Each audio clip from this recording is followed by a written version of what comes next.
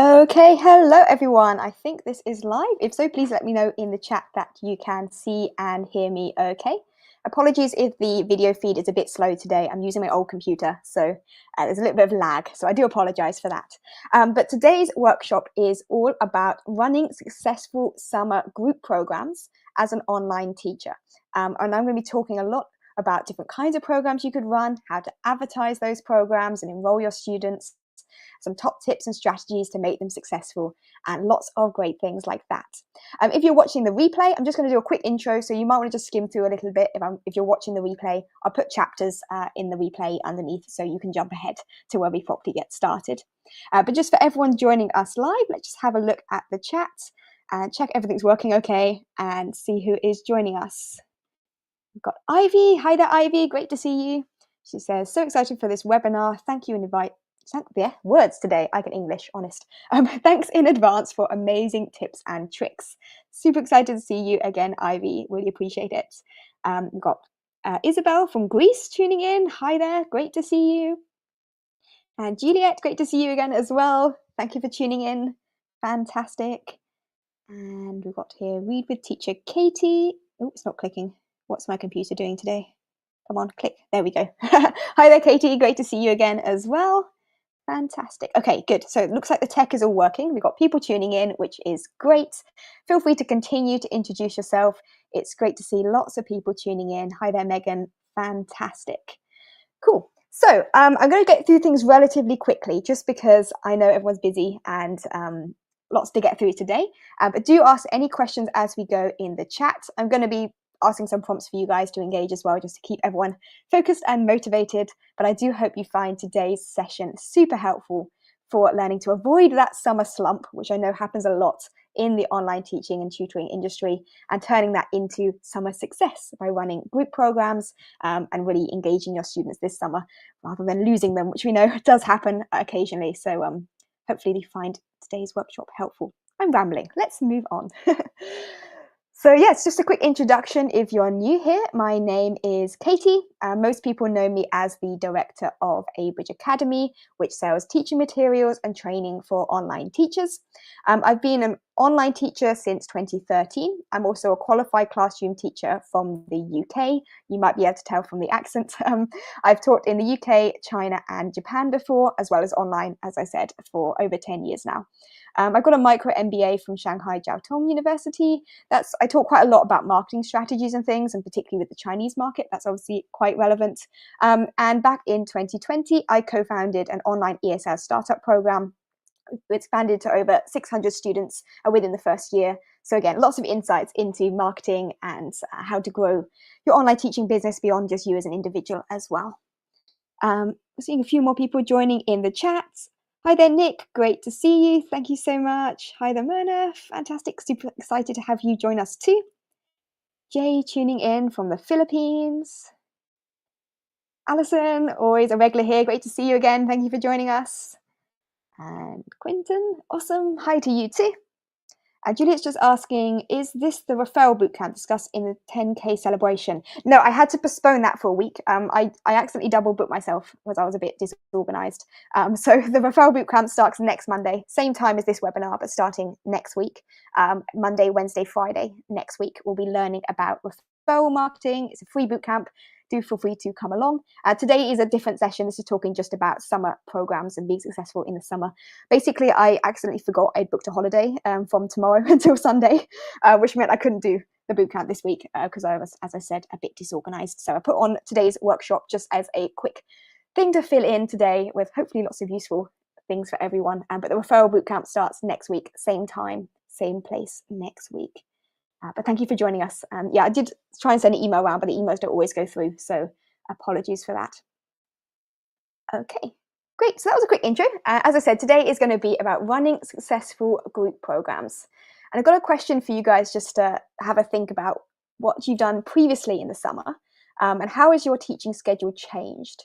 This could be just in response to what students have done. Have they cancelled lessons? Have they booked extra lessons? Have you tried running summer programs before? What do you yourself like to do as a teacher? I know some teachers just take the summer off, particularly if you've got your own kids to look after and, maybe they want to spend the time at home with your own kids. And that's obviously something that a lot of teachers do. So do let me know in the chat how your teaching schedule normally changes in the summer. It's always good to get an idea of kind of what people have done so far and where we're starting from. Because I found for me, sometimes a lot of students in the summer holidays, if they're taking regular classes, when it gets to the summer, they kind of feel like they need a bit of a change. Or sometimes they booked a holiday, they're going away. Sorry, vacation for you Americans out there. They booked a vacation, but they're going away for the summer, in which case, obviously, their schedule has to change. And it can be quite difficult as an online teacher managing that. So I'd love to hear what you guys have found in the summers so far. How has your teaching schedule changed? And while you're having a think about that, don't forget to also click the like and subscribe button, just because it really helps this webinar reach more people, and make sure you get notified as well of future webinars I'll be running, like that bootcamp that's coming next week. So do feel free to like and subscribe if you find these kind of workshops and webinars helpful for you.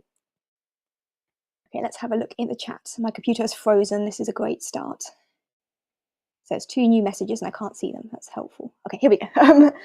Some students continue with their regular classes, but may have a vacation for a couple of weeks, says teacher Megan. Yeah, absolutely. Sounds like we've had similar kind of experiences there. Fantastic. Alison saying, my schedule stays pretty much the same. Good. Except that instead of kids want to take afternoon classes, they want morning classes. Interesting. I'm guessing that aligns, with the school schedule, right? Because they're no longer having school during the day. And so rather having their classes after school, they now want their classes during the daytime so they can enjoy their evenings, perhaps. Great. Ivy's saying, you have a few students on leave. Most of my regulars keep having classes, but a smaller scale, definitely. Yeah, I think this is something a lot of teachers do experience. So yeah, thank you for sharing those insights. Very, very helpful. Oh, I'm going to sneeze. I do apologize. I've got like really bad allergies and my hay fever's really flared up today. So I look like I've been like crying or something. I'm not crying. It's just allergies. Right. Oh, I'm going to have a drink. Give me a sec. Feel free to keep chatting.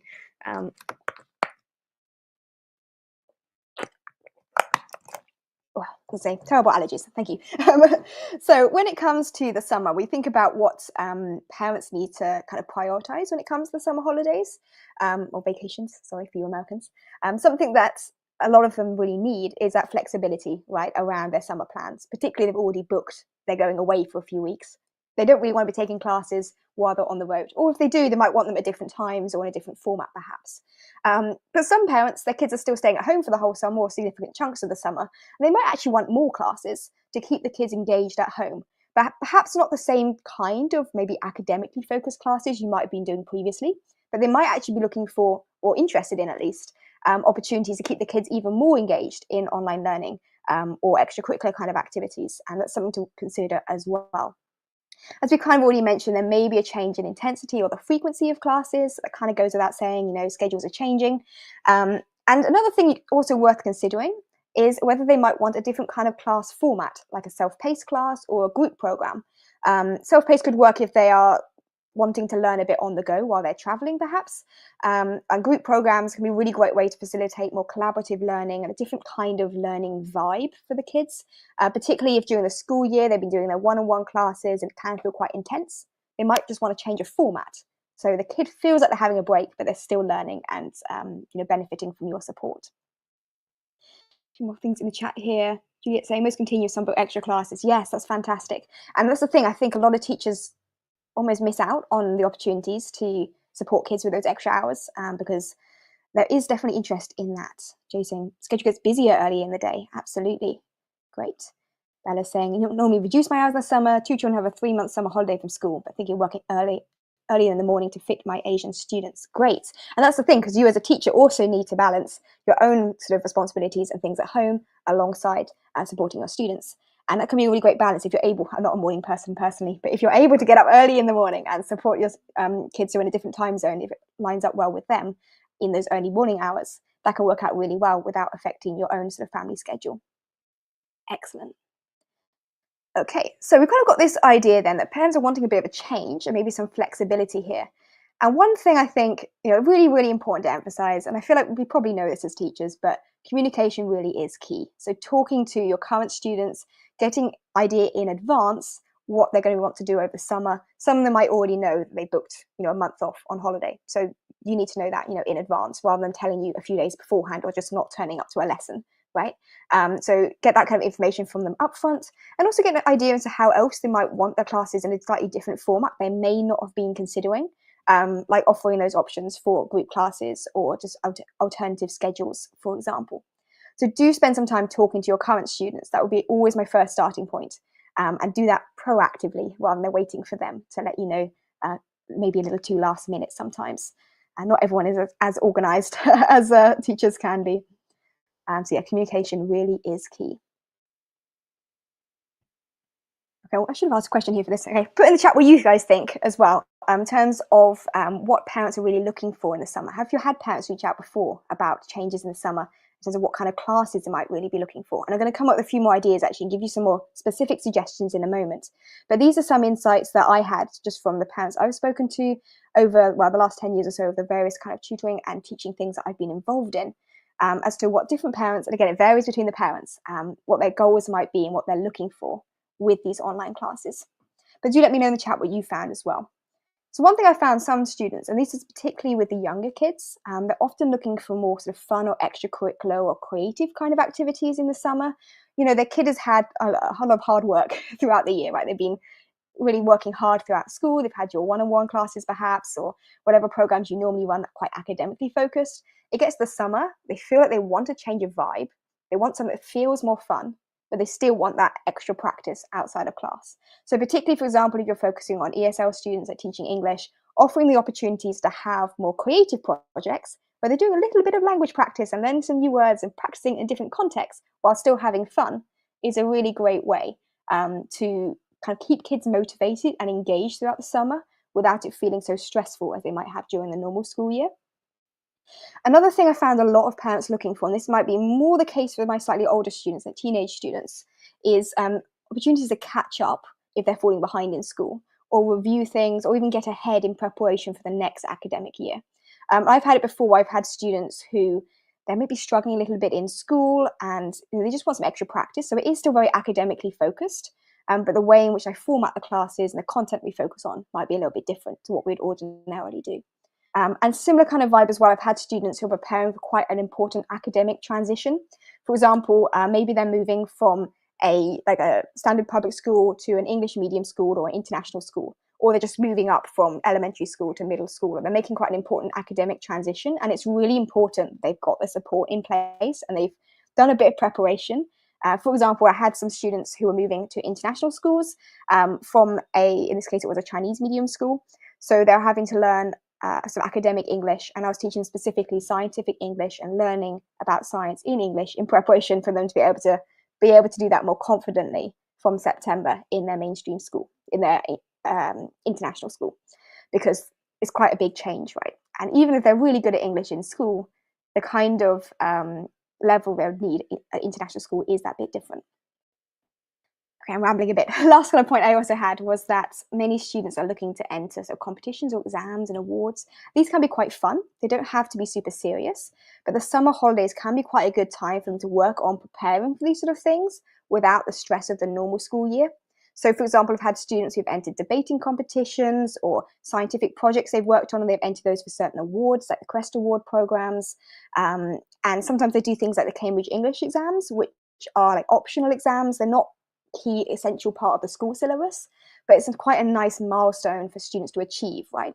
That's the kind of thing they might want to do a little bit more intensely over the summer when they've got the sort of time and the breathing space to do that.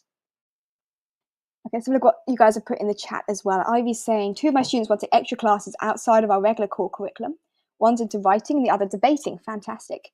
I'm so glad that Abridge Academy covers both. Yes, and thank you for that mention as well, Ivy. So if you're looking for lessons that kind of specialize in specific areas like debating and academic writing skills, there are lots of examples of those included in the Abridge Academy curriculum. And I'm going to mention this a little bit later. That was my kind of little mini sales pitch. But do check out the Abridge Academy curriculum if you're looking for pre-made materials for topics like debating, academic writing, also a lot of fun creative things, reading lessons and stuff like that. And I'm going to show you some examples later, don't worry. That's one of the things I want to mention a bit today. But yeah, thank you, Ivy. Really appreciate you mentioning that. And great to hear that your students are keen for those extra classes as well. I popped the link in the chat, by the way, if you do want to check out the Abridge Academy curriculum. It's just abridgeacademy.com/curriculum. So do check that out if you're interested. Okay, so there's lots of different things that parents might be looking for then. Let's kind of move on a little bit and have a look at the different formats as well, because I mentioned a bit about group classes, and today I want to focus a lot on group classes. This is something I found very successful during the summer holidays in particular.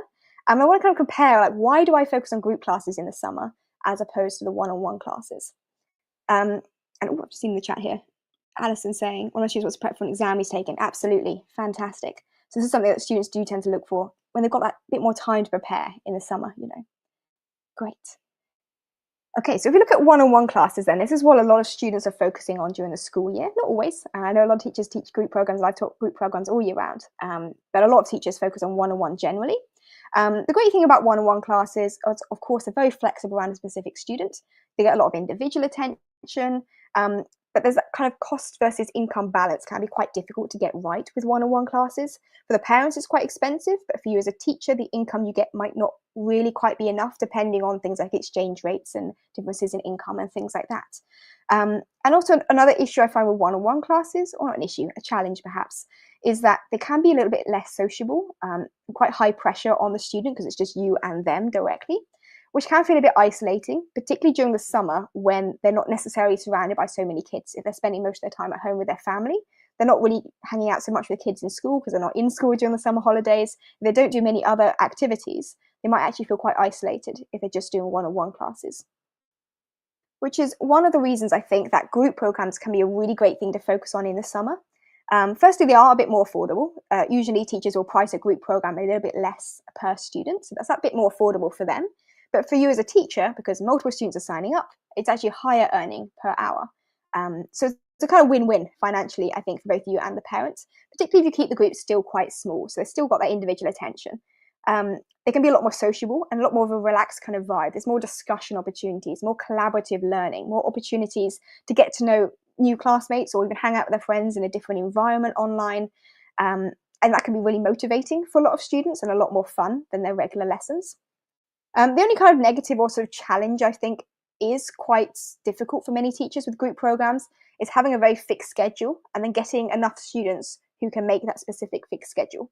I'm going to talk a bit more as we go through about some strategies to help sort of manage this. But of course, with a group, they've all got to turn up at the fixed time on a regular basis for whatever the schedule is. So that can be a little bit difficult to set up and make sure, you know, works well for you and your students. So do let me know in the chat if you've done group programs or one-on-one programs before. I'd love to hear like what you're focusing on, whether that's ordinarily or just in the summer. It's always good to hear whether people are doing groups or one-on-one. Let me just have a look at what I had here. Sorry, text being a bit weird today. Yeah, there we go. Okay, cool. Got it sorted. Great. And yeah, while you're having a think about that as well, another thing I think is really important is a few quick tips that I would recommend planning before we jump into the stuff on the marketing and the different kinds of specific classes and stuff. Just have a quick think about before we jump into that. A few key tips that I found are really important for success, particularly with group programs during like a summer holiday, like a virtual summer camp, this kind of program. Firstly, I think it is super, super important to have really clear goals and a program structure and to advertise those upfront.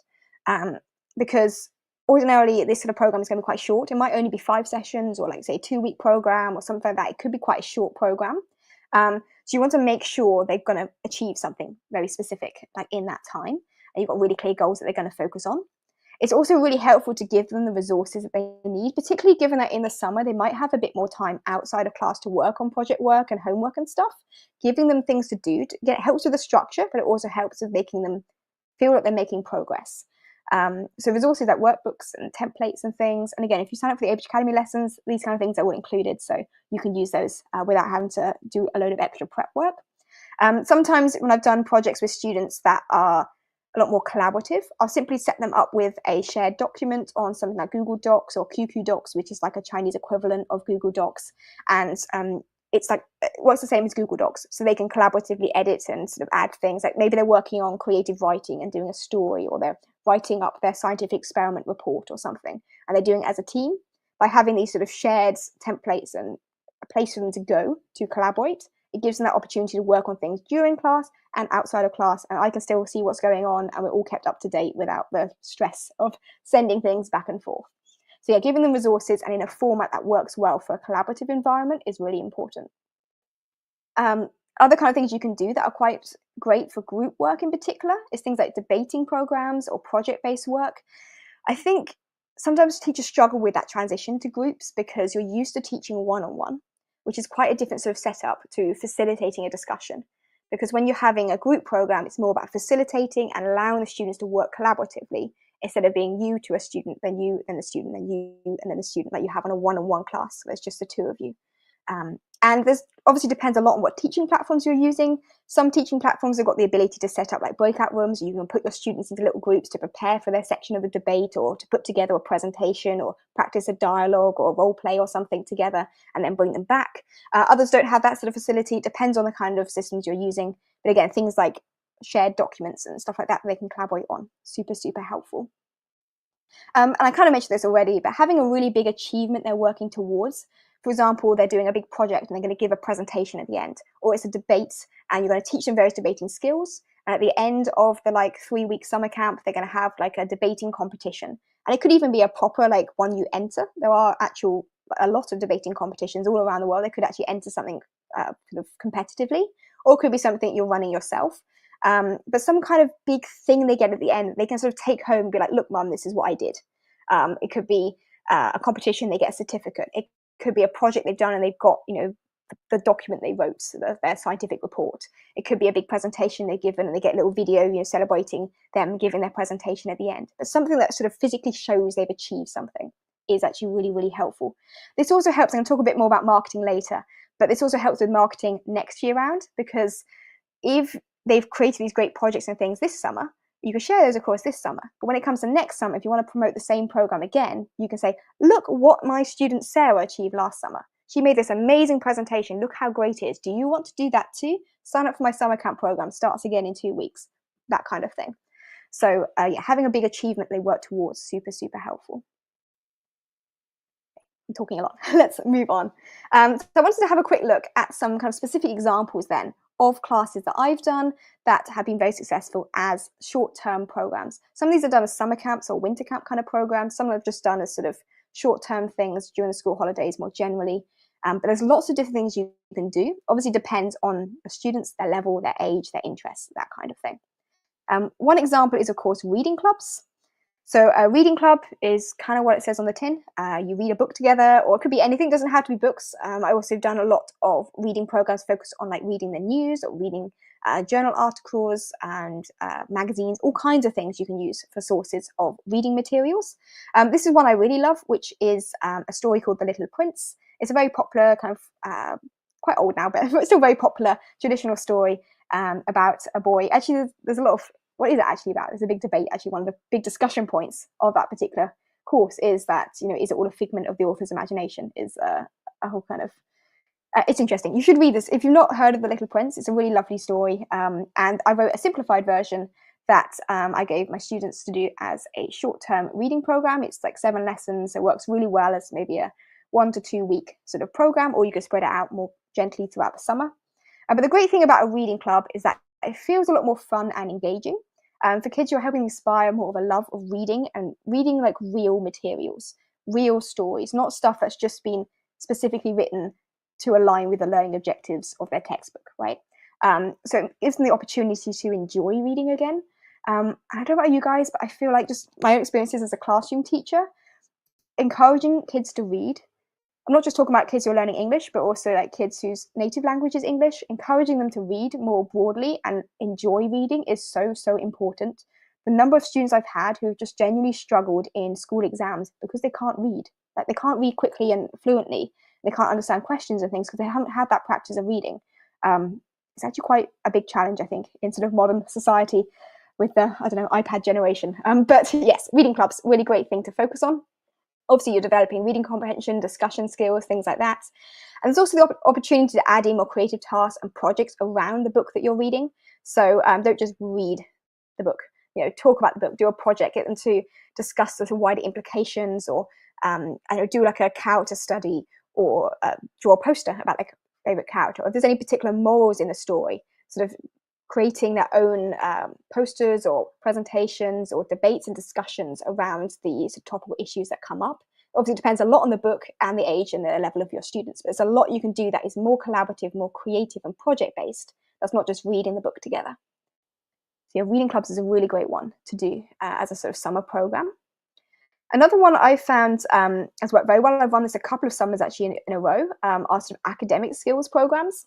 So academic skills, it's a very broad category, I'm going to be honest. And the examples I've got on the screen here, one was on active learning and study skills. I called it study skills.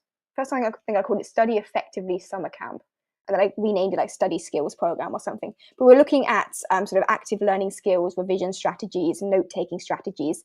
This was really helpful. As I mentioned, one of the goals of some parents is to get ahead in preparation for the next school year. And study skills is something that a lot of kids do struggle with. And it's going to help them across all of their school subjects, all of their different studies. It works well with a whole range of different students. So that can be a really great thing to focus on. Another one, sorry, my face is kind of covering this, but this one here, non-fiction writing. Was on sort of academic writing skills and writing in different formats. So again, that works really well if you've got students who want to develop those specific skills, often for getting ahead in school or catching up, or it's an area they're weaker on. But it feels a bit more fun because it's done as a sort of project-based learning approach, not just your normal school-style lessons. Yes, that's a really good thing to look at. It depends again on the age of students. This works quite well, I find, with like teenage learners. Another great one, and something I really love, of course, is science. And I feel like science activities is a great thing to do in the summer holidays, particularly like me. I came from quite a scientific background. My degree and my original teacher training was in science learning. So with these sort of courses, like here we've got Science Space Explorers course, where they go on an adventure around space, they discover more about the different planets, and they talk about the solar system. And the Science Boost program I've done, which actually runs a whole year long. It's a very long program, but there's short sections you could use like as a summer kind of program. And these are really great for consolidating stuff they might be learning in school. Very good if they're moving to like an English medium school, so they can have to start learning about science in English. But if you incorporate more fun and hands-on experiments and projects and stuff, it feels so much more fun. I don't know if anyone went to like a science camp as a kid. Do let me know in the chat what kind of summer camps and things or activities you did yourself as a kid in the summer. But I can remember when I was a teenager, I went on a space camp and went to, it's actually Norway. It's sponsored by the European Space Association, European Space Agency, to go and build rockets. It was like the most fun thing I did. It was only like a week or two in the summer, and we built like a rocket and went off to, it was like a sounding rocket. It went up like 8 kilometers or something. Very, very cool. So much fun. And really loved that. So if you can create that kind of fun projects, like hands-on doing experiments sort of vibe, it gets kids outside, often depending on the project, but it can get kids outside and enjoying the sunshine, depending where they live. But if they're sort of in a nice sunny country, I'm not sure the UK, what I'm looking at right now at the grey clouds, is quite the place for it. But gets them outside, gets them doing different activities, making things, creating things, investigating things, is really great fun in the summer. And particularly, I think science and STEM activities in general, even if you yourself focus on like English learning, giving them the opportunity to practice English in a completely different context is a really great way for them to develop these broader sort of academic English skills. Okay, so yeah, some science activities I think are great fun. I know Ivy's already mentioned this one, but I do absolutely love debating as something like for more advanced students learning English. And let me know as well in the chat if you have taught debating classes or discussion-focused classes in the past, because so much potential, I think, in these kinds of topics. Well, Alison's just put in the chat, I've done Katie's electricity program. It's so good. Thank you. Really appreciate that. Thanks for that wonderful feedback. Yeah, I put a lot of work into the science lessons with the Abridge Academy classes, so do check those out. But yeah, lots of fun. And kids really love it as well. I think the electricity one, from what I remember, has got like a virtual activity where they can sort of build circuits in a virtual simulation. But if they do have access to like hands-on, you can get these kits you can buy for kids that are like building electronic circuits and stuff. If the parents are able to get that kind of thing too, to do it physically and like get really hands-on, can be super fun.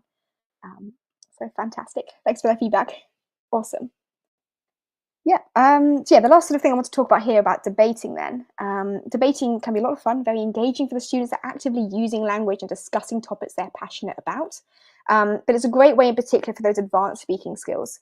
I ran a workshop a while back on debating, and I know some of you guys in the chat were in that workshop as well. And we talked a lot about how these speaking skills they develop through the debating are not just important for the debate itself, but they learn English skills that are useful for like persuasive writing skills, for example. We need to be able to present an argument and back it up with evidence. This is not just useful in spoken context in debating, but also in sort of writing persuasive arguments and argumentative writing, things like that. So it links into these sort of academic skills.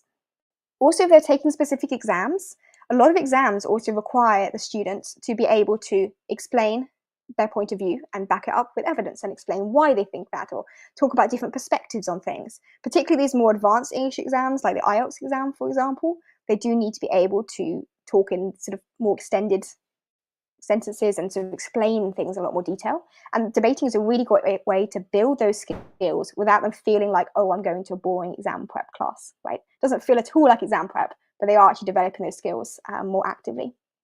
And with debating as well, there are a lot, as I mentioned before, there's a lot of competitions that the kids can enter. And depending where they are in the world, but there's a lot of different ones they can search for locally. Also, many that are online, or you can even run your own challenge as well. Like at the end of your debating summer camp, have like a big group debate with 2 teams sort of competing against each other, and sort of have that as a big culmination of the summer camp. It can be a really great thing to work towards. So yeah, there's a lot of fun you can have with debating. Alison has just put in the chat here, debating competitions. You can team up with another teacher who's also doing debating this summer. Have your own students and their students have a competition. I love that idea. That's fantastic. Yes. If you know other teachers who are teaching similar things, collaborating and sharing sort of insights and competitions, really great way to get involved in that. I love that, Alison. Awesome. Yeah, if anyone's running these things, by the way, get in our Facebook group. We've got a Facebook group for Abridge Academy teachers. Get in the Facebook group and let us know, because if someone else is running something similar, it could be a great opportunity to talk about these kind of collaborations, because I love that. Fantastic.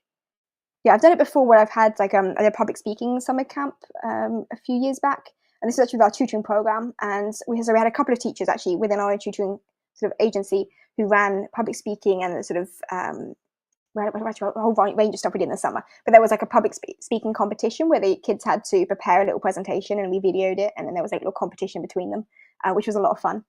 So yeah, there's a lot you can do with that. Love it. Yeah, I was saying, love the idea. Love it as well. Awesome. Okay, so that was a bit about debating. And then finally, if your students are enjoying the summer and going traveling and exploring more widely, having sort of fun travel themed classes is another way to link in what they're doing in real life to their English learning. So it can be very fun and engaging, lots of activities. They can be learning travel vocabulary and applying that to real life scenarios. And they can actually put it into practice, right? Particularly if they're traveling to an English-speaking country or somewhere where English is sort of the medium of communication, which it quite often is when they're traveling abroad. Being able to use the language they're learning in a travel-themed class about, how to check into the hotel or what to do if you've lost your flight ticket or something. These sort of fun scenarios that you can practice in class, they can actually then put into practice themselves in real life, because they are themselves on holiday. And it's a great way to sort of link in the fun and things they're having during the summer vacation with some English learning as well. So if you're interested in that, there is a class called Become a Travel Agent in Abridge Academy Lessons. And it's quite a short program. I'm going to add more to it at some point in the future. But I've done things on the same sort of topic I taught when I was in Japan. I did a whole semester-long project with some of my students where they put together their own travel plans, proposing like a class trip. So where should we go as a class on our class holiday? And they all had to research different countries, and they had to put together a whole proposal of the different things we would see, places we would visit, what kind of food we could eat, how to get there. And it's a great way to learn lots of different sort of quite advanced vocabulary and sentence structures, like comparatives and comparing different places, or they could be giving suggestions. I think we should do this.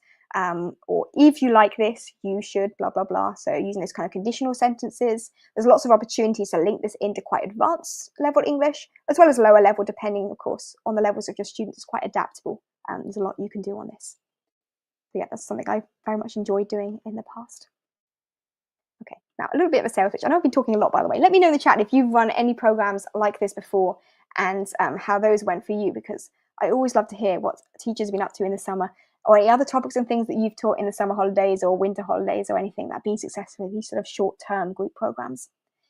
Before we move on to talking about marketing strategies and how to actually get people to sign up for your classes, I'm just going to give a little bit of a mention to the Abridge Academy curriculum. So Abridge Academy, as many of you guys will know, is my company, and it provides step-by-step curriculum, teaching materials and specialist courses on a wide range of topics, including all the ones we were talking about earlier today. which is pre-made lessons. They're super interactive and engaging. They've got things like the lesson previews, workbooks, flashcards, games, all the supplementary resources that you need to make them successful. All of that is included in a super interactive curriculum, and it's available at a very affordable price, I like to think. So do check out Abridge Academy.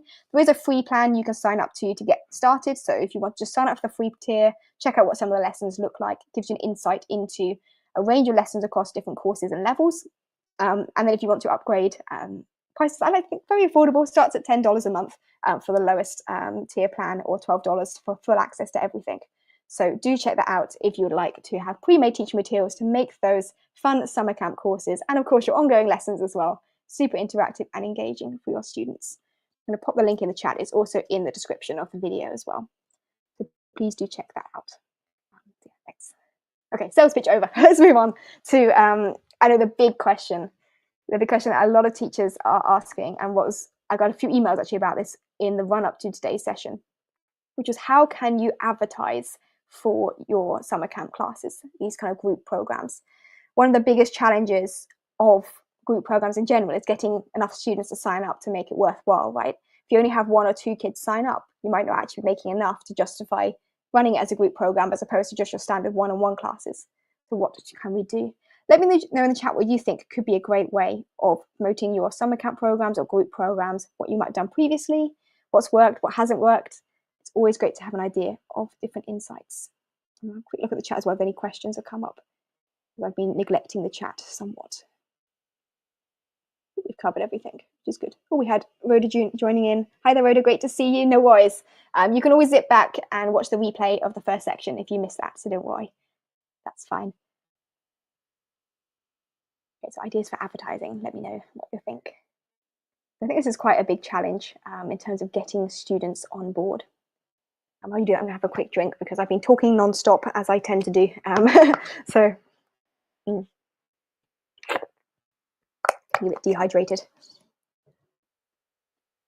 Okay, Alison's commenting, parent incentives when they bring friends. Love that, definitely. Great way to get people to sign up for any kind of group program is encouraging your existing students to invite their friends along.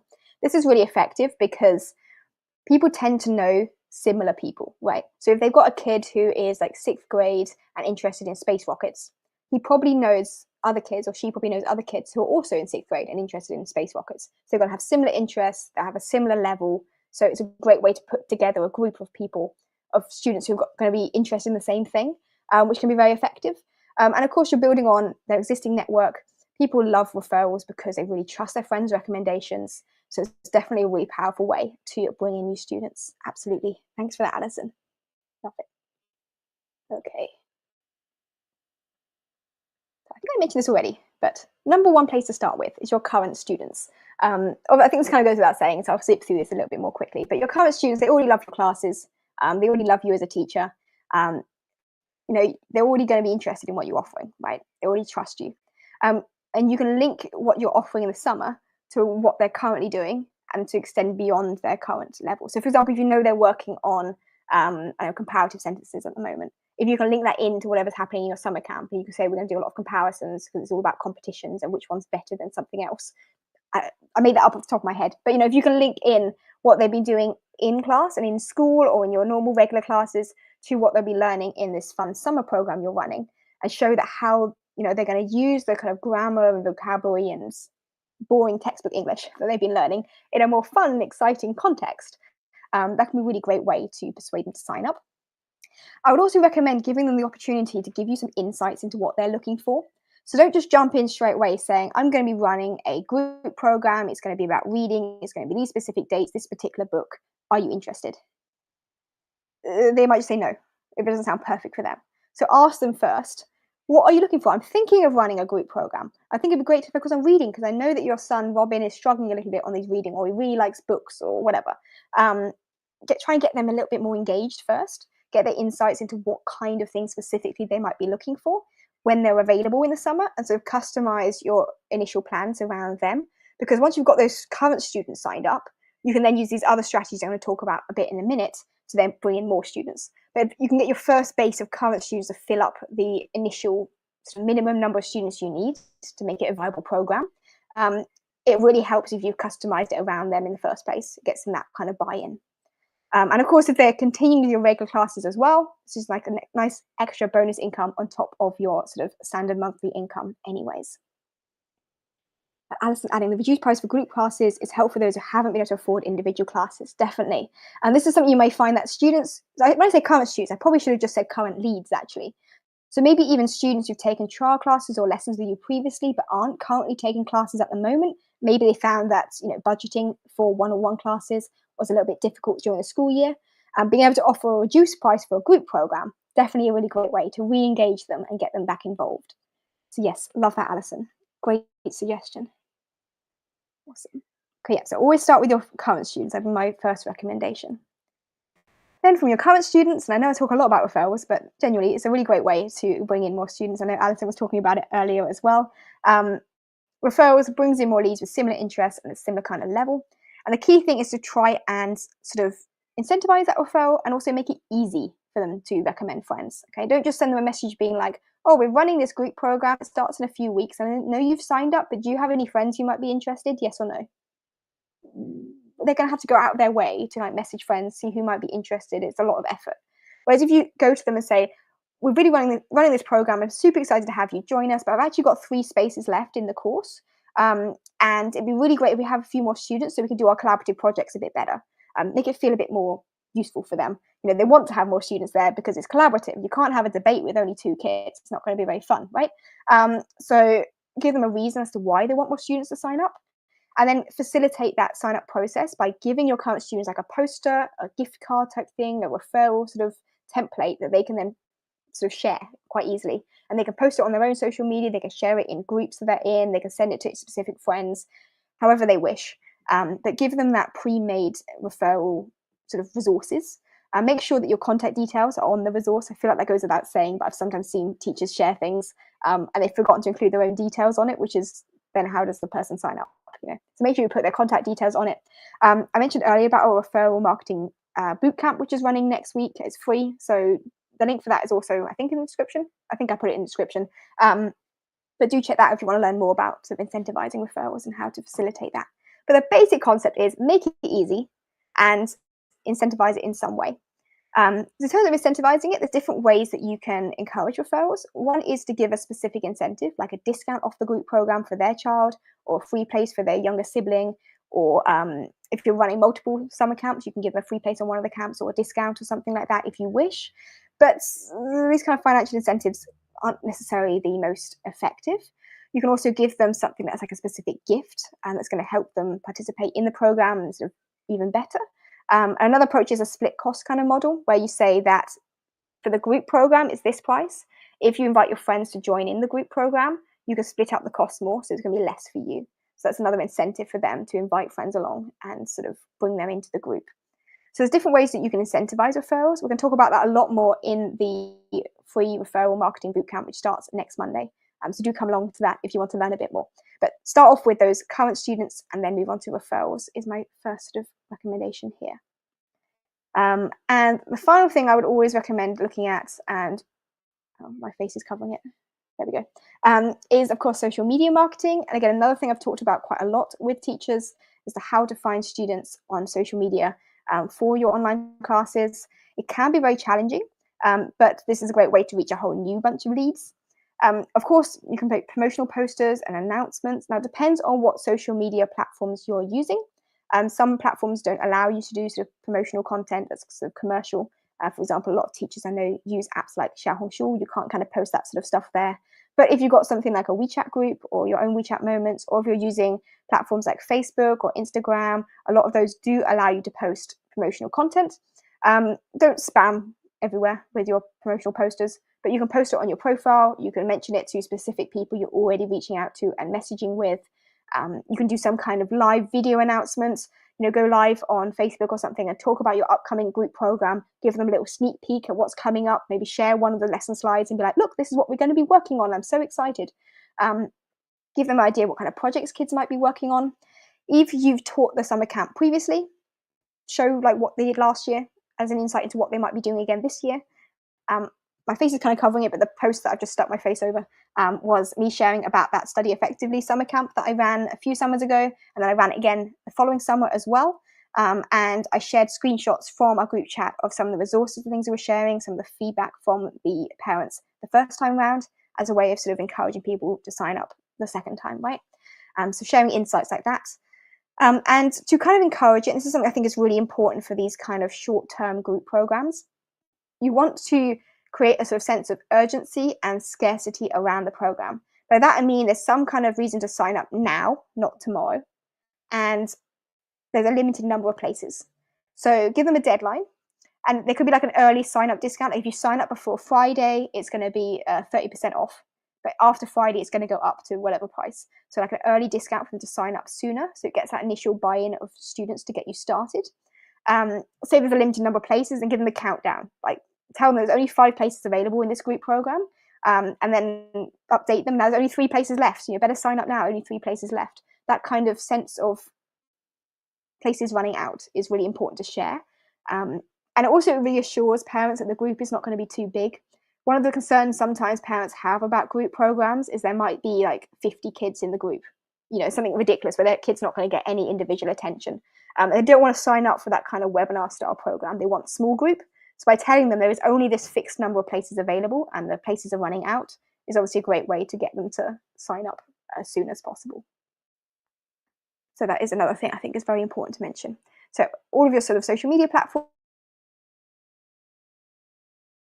and things, you can also share it in like Facebook groups, for example, WeChat groups, those sort of places. Again, check the policies of the group before you post adverts and things. But giving those sort of sneak peeks and insights is a really great way to get people excited, and having a countdown in terms of the deadlines and the number of places remaining. Okay, that was a bit of a kind of quick overview. I know I've talked a lot about social media marketing, so I don't want to go into too much detail on all of the strategies today, because this is more of a quick webinar.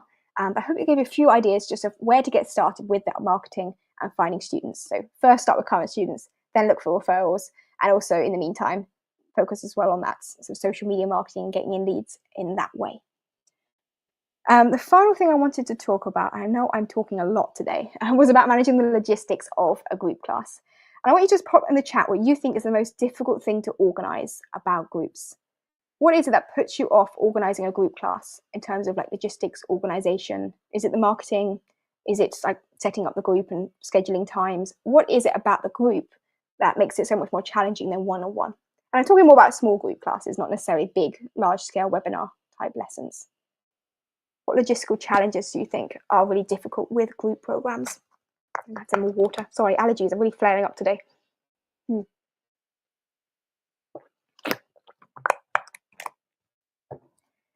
What are the big challenges in terms of the logistics of organizing a group?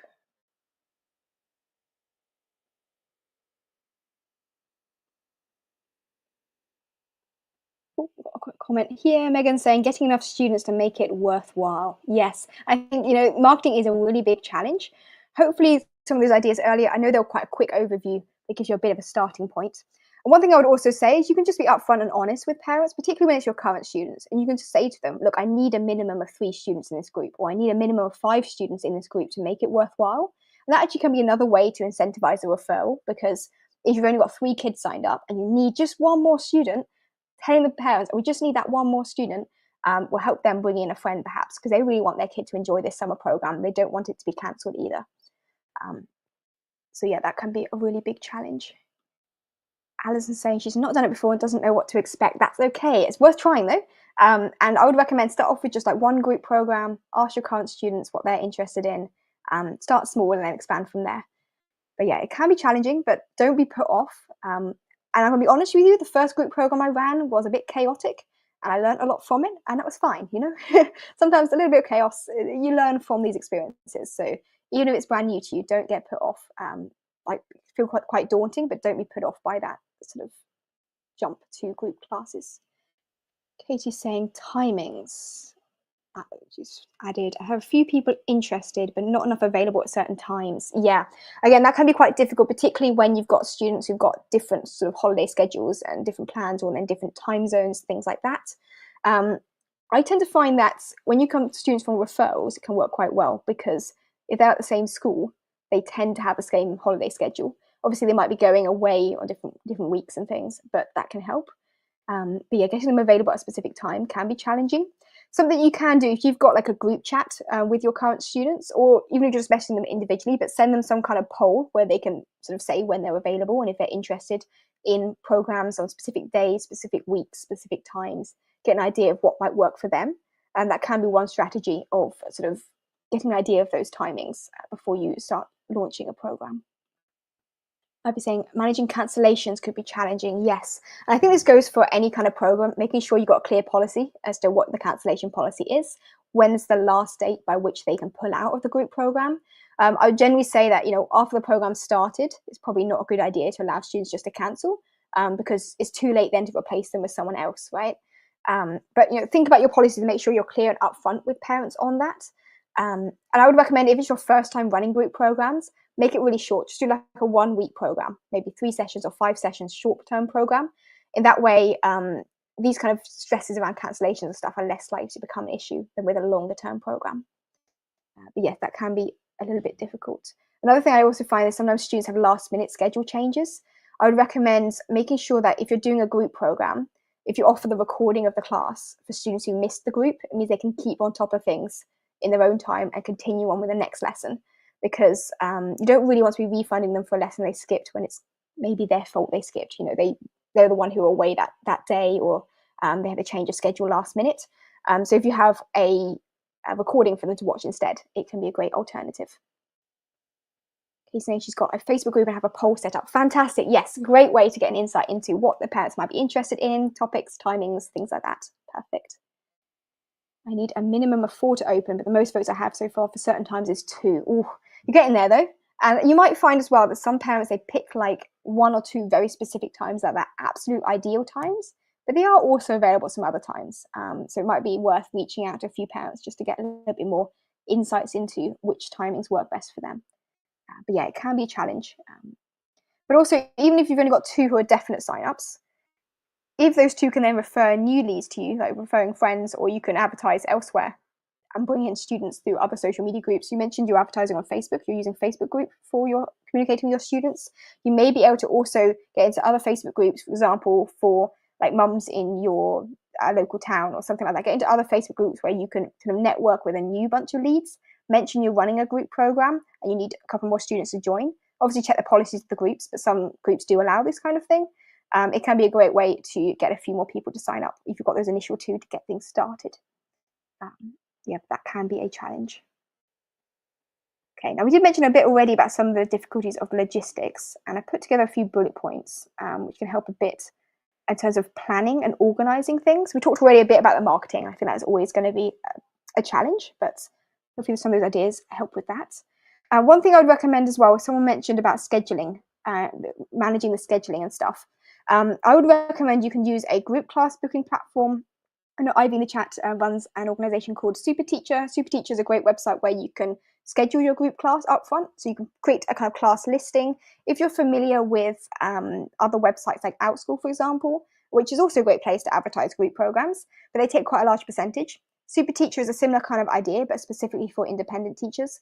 And it's like a fixed fee. You don't have to give away 30% commission like OutSchool does. So much cheaper way of doing it is you can schedule the group class on a platform like Super Teacher, and then parents can sign up. That's a good way if you're doing sort of wider social media advertising. So maybe you want to post a link in like other Facebook groups, or if you have an email, what's the word? Email list. That's the word. If you've got an email list and you want to email like all the people on your email list with a link to join the class. If you use a platform like Super Teacher, you just send them the link. They can see all the details in one place. They can sign up. They can register. They'll get automated emails for each of the sessions. Everything's all nicely automated. So that's one way of doing it. I would definitely recommend checking that out. I can put my link actually for Super Teacher in the chat.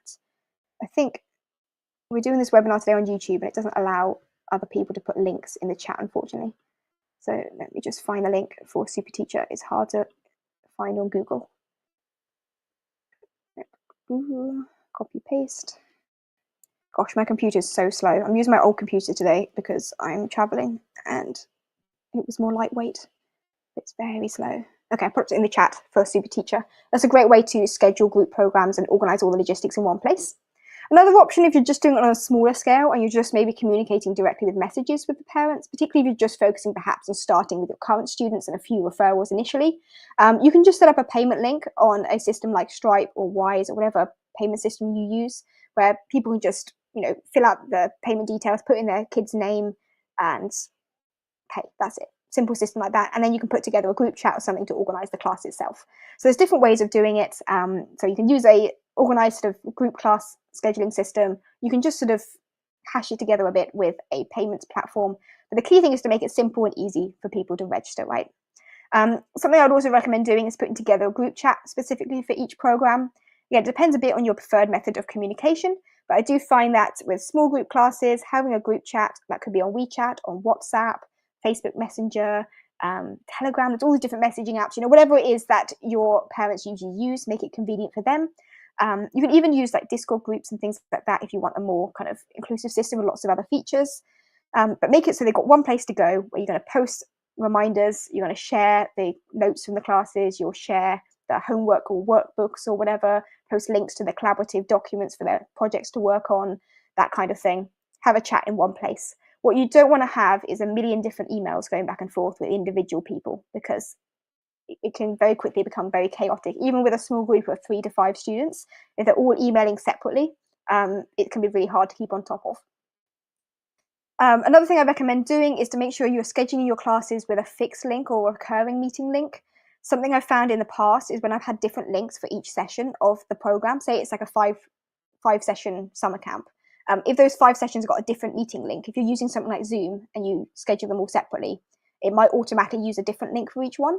The parents lose track of which link they're meant to click on, or if the parent's out and the kid is trying to manage it themselves on their own iPad or something, they'll click on the wrong link and they'll end up in the wrong meeting room and it's chaos. So you don't want that. Make sure you have one fixed link that will go to all of the sessions for the program. Now, if you're using a teaching platform like Qualago, which is by far my favorite teaching platform, Qualago is already just one fixed link anyway. So that's nice and easy, nothing to worry about. If you're using something like Zoom or Voov, you usually have a personal meeting room link and you can use that instead. So I would recommend using this sort of fixed link system. Alternatively, if you're using a platform like ClassIn, which has like an out of class sort of classroom messaging board, and then you can schedule the lessons within the messaging system within ClassIn. If you use ClassIn, you know what I mean. That's a little bit easier because it's already scheduled within their calendar within the same system. So there's different ways of doing it. Just make sure it's easy to join each class, because what you don't want to happen is people complaining they missed a class because they had the wrong link and there were tech issues. Okay, next point of thing to suggest is having calendar invites for your classes. If you just Google make an ICS calendar link, it came up. I found it a good website for this. I'll send a link in the chat. Make ICS calendar file. I found a really good one that was quite easy to use. iCal. Sometimes you get emails from people and they say I'm running such and such a webinar or something. Click here to add it to your calendar, and they've added an iCal link. This is something I really recommend doing for group programs and stuff, so they can just add it to their calendar directly. And usually it works with Google Calendar, Apple Calendar, all the different calendar systems. They all kind of link in with this type of approach. But that way they can easily add it to their calendar to get the reminder notifications. And on the same kind of vibe, make sure you also schedule reminder posts on emails for each of the meetings, particularly if they're quite spaced out. You want to make sure you've reminded people that your class is going to start soon. As I mentioned before, SuperTeacher and these kind of group class booking platforms automatically send those reminders, which is great. But if you're doing it manually, make sure you've reminded people at least a few hours beforehand, and then again when you're actually starting the class so they can join. Because you don't want people missing out on lessons. Okay, I've talked a lot there. Hopefully this was useful. I want one quick final mention, of course, of the Abridge Academy curriculum. I know I mentioned this a little bit already, but if you're looking for pre-made teaching materials for your group class programs this summer, and you haven't got time to plan all the lessons out yourself and try and put together all these interactive activities and make it all fun, don't worry, Abridge Academy has got you covered. We've got step-by-step core curriculum and lots of specialist classes. These specialist courses go from beginners levels all the way up to advanced. I mentioned some of those topics already, like debating and reading and writing and sort of science programs, all kinds of fun stuff like that you can use, perfect for summer camp programs. So they'd be really great for this. Super interactive and engaging activities. All of the supplementary materials you need are all included, so you don't need to worry about preparing the workbooks and lesson previews and games and things. That's all sorted for you. So yes, do check out Abridge Academy if you are interested in... Oops, what is my computer doing? Gosh, this computer, there's a reason I bought a new computer. This one's awful. There we go. Okay, got the link in the chat. Do check out Abridge Academy if you'd like some easy and ready to go teaching materials for your online summer programs. I think that was everything. I was going to end with any questions. Oh no, I was going to mention the bootcamp. Forgot about this. Yes, next week. Next week is our free referral marketing bootcamp. So do join that if you are. It was meant to start today, but I delayed it a week. Sorry. It's next week, Monday, Wednesday, Friday. A free referral marketing bootcamp. We talked a bit about finding students for group programs and referral marketing being a really great way of doing this. So do have a look at this bootcamp if you would like to learn more about how to make referral marketing easy and effective for your students. It works for group programs. The strategies we learn about also work for like general programs as well. But yeah, there's a lot you can do with referral marketing. It's a free bootcamp, so do check it out. Link is in the chat. I'd love to see you there as well. Okay, I'm going to leave this on the screen, but if anyone got any questions, please do pop this in the chat and I'll be happy to help with anything that's come up from today's session. I know I talked a lot and hopefully some of this was helpful. Myrna's saying, I have no students yet. No worries, you'll get there. Hopefully by the summer, I'll have to do some summer classes. Absolutely. Summer classes can be a great way to actually get started as well, teaching independently. I think sometimes people feel like you have to start with one-on-one classes and build up a load of students and then promote your group programs. But you know what? If you want to start going with group programs from the start, go for it. In terms of the marketing, you'll probably want to get into like Facebook groups, for example, where you can talk about your upcoming group program. You could run something like a webinar, just on YouTube or something. Just run a free webinar where you talk about what the plans are for this group program. Schedule the thing in advance. Go on Facebook and post in a bunch of Facebook groups. You're doing a free webinar talking about I don't know, summer reading recommendations or something. So then you do your webinar about summer reading recommendations, and at the end of it you mention, if you want to join my reading summer camp, sign up here and then send the link. So it's definitely possible, even if you haven't got an existing base of one-on-one students, to run short group programs. Because for parents, if it's quite a short program, I'm talking like 3 to 5 sessions, something not too big, it's not a huge commitment in terms of the finances and the time up front for them to sign up. And it's quite a great way for them to get to know you as a teacher as well. Plus, when it's a group program, it's very easy to put together that sort of marketing copy that really clearly says, this is what we're going to do, this is what we're going to achieve. Here's some like quick screenshots of some of the lesson activities and things we'll be doing, some of the lesson slides. Come along to my webinar to learn more. You can do a really clear sales pitch about a group program. So go for it, I think definitely. Alison's asking, does iCal work for Chinese clients? It should do, yes. I think so. It should work totally fine. Yeah, it's a file. It's not a link as such. It can be a link, but usually when you email it to people, you can just send it as a file. I'm not sure if you've seen this, but when you register for webinars, sometimes it has an attachment to the email, an iCal file, and then you just double click on it and it says, where would you like to add this? Would you like to add it to your Google Calendar or your Apple Calendar, whatever, depending on what device you're using at the time, and it can add it to your calendar. So yes, it does work for Chinese clients as well. I presume that the Google Calendar integration probably wouldn't work, but if they're using Apple Calendar or whatever, it will work as well. Yes. Juliet saying, thank you so much. Thank you. I'm glad you found this helpful. Thanks so much for listening in. Great. Ivy saying as well, thank you for all the tips and info. Super useful. Thank you, Ivy. Really appreciate you joining in. Lots of great suggestions in the chat as well. And thank you as well to Alison. Great ideas. Thank you. Yes, really appreciate it. Great. Rhoda's saying, very useful as always. Thank you, Katie. It's great to hear. I know you missed the beginning, so do feel free to zip back and watch the first part if you would like to catch up on what you missed, Rhoda. I'm glad you found today's session helpful. Alison's suggesting, can you do webinars like you're suggesting on Facebook on Chinese social media? So China's a bit of a difficult one, and I would recommend if you can do webinars not as live streams, because Chinese regulations on China's got various social media regulations, and it's all about protecting online privacy, and they're super strict on that, which is, I think, sometimes a good thing. Okay, it's good that they restrict things like live streaming, but it does unfortunately mean that if you're outside of China, you can't live stream on Chinese social media platforms, because they normally require you to verify your ID via your Chinese ID card.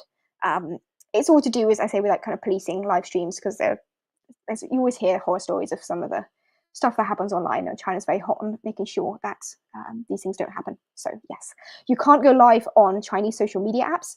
You can do a live stream on, like for example, right now I'm using a website called Wave Video. Let me send you the link for this if you're interested in Wave Video.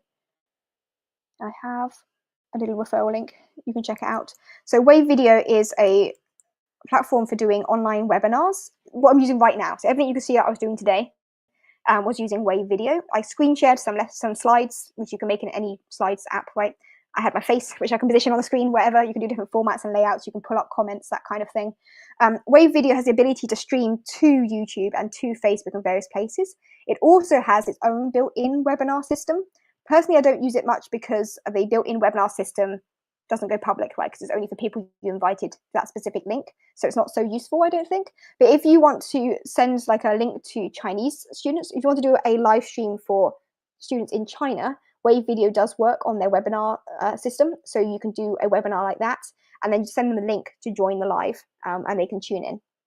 Or if you want to, you can just use something like Voov or Zoom or one of these kind of webinar, not really webinar, but you know, like online meeting apps. If it's not a huge group, you can just run it on that. They also have webinar modes, but you have to pay extra for the webinar version on Zoom, I seem to remember. But you can just have it where everyone's muted in the, like, so they can join in, and it's a Zoom meeting, but you just put them all on mute and then you talk. And you can present it that way as well. So there's different ways of doing it. But yeah, China's a bit more restrictive, I would say, for webinars if you want to do a webinar promoting an upcoming group program. Yeah.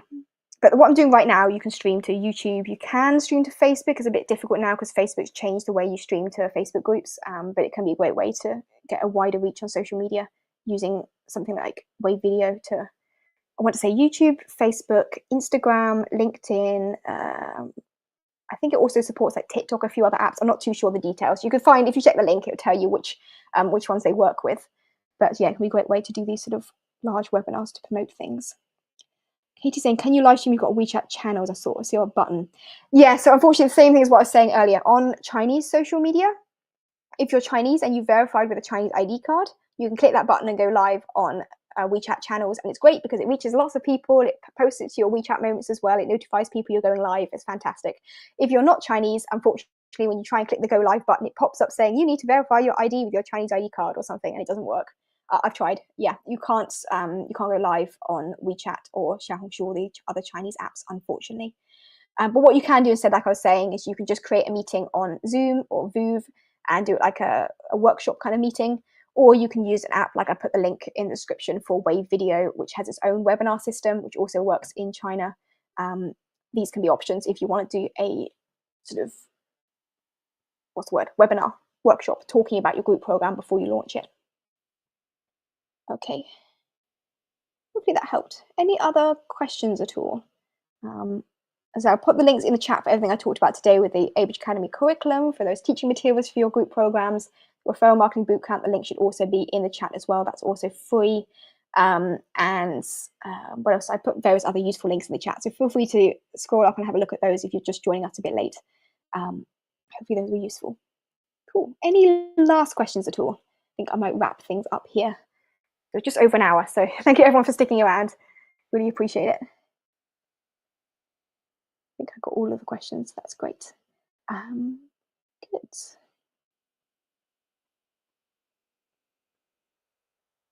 Okay, I'll wrap things up here then. So thank you so much everyone for joining us. I hope you found today's session helpful. As I mentioned, I'm going to be doing a free bootcamp on referral marketing starting on Monday. So if you want to learn more about how to find students through referrals, do join us again for that. Same time, same place next week. And there's also a link to sign up if you want the email notifications for that as well. And yeah, I hope you guys have a wonderful week and good luck with launching your group programs. Any questions at all, feel free to pop them in the video chat later on or in the Facebook group. I'm always happy to discuss and share ideas as well. So thank you so much. Have a great rest of your day and see you guys next week for the referral marketing